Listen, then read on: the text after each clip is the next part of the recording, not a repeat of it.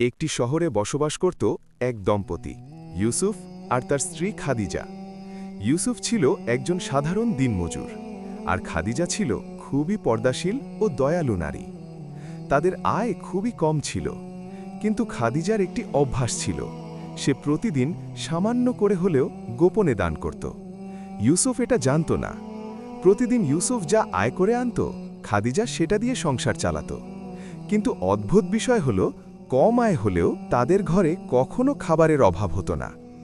একদিন ইউসুফ অবাক হয়ে বলল, আমি তো খুব কম আয় করি, কিন্তু আমাদের ঘরে সব সময় বরকত থাকে কেন? খাদিজা হালকা হেসে বলল, যেখানে আল্লাহর রহমত থাকে সেখানে অভাব থাকে না। ইউসুফ পুরো বিষয়টা বুঝতে পারল না। একদিন ইউসুফ অসুস্থ হয়ে পড়ল। কয়েকদিন সে কাজ করতে পারল না, ঘরে আয় বন্ধ হয়ে গেল। ইউসুফ চিন্তিত হয়ে বলল, এবার তো আমরা সত্যিই বিপদে পড়ব। কিন্তু আশ্চর্যের বিষয়, সেই সময়েও প্রতিদিন কেউ না কেউ খাবার নিয়ে দরজায় কড়া নাড়ত। কখনো প্রতিবেশী, কখনো অচেনা মানুষ এসে বলতো, এটা আপনার জন্য। ইউসুফ বিস্মিত হয়ে গেল। একদিন ইউসুফ চুপি চুপি দেখল, তার স্ত্রী খাদিজা একটি ছোট পুটলি নিয়ে বের হচ্ছে। সে অনুসরণ করল।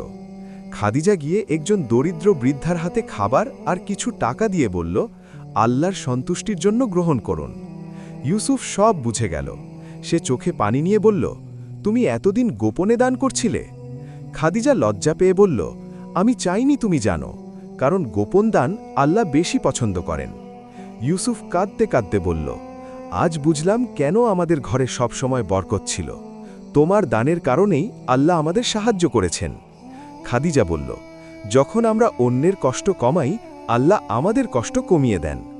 সেই দিন থেকে ইউসুফও তার স্ত্রীর সাথে গোপনে দান করতে শুরু করল। তাদের জীবন খুব ধনী না হলেও তাদের অন্তর ছিল শান্তিতে ভরা, কারণ তারা বুঝেছিল আসল সুখ টাকা নয়, আল্লাহর সন্তুষ্টি। এই গল্প থেকে আমরা শিক্ষা নিতে পারি, গোপনে দান করলে আল্লাহ বেশি খুশি হন। স্বামী স্ত্রী একসাথে ভালো কাজ করলে বরকত বাড়ে। অন্যকে সাহায্য করলে আল্লাহ নিজেই সাহায্য করেন। নিয়মিত এমন ইসলামিক গল্প পেতে লাইক, শেয়ার, সাবস্ক্রাইব করে রাখুন।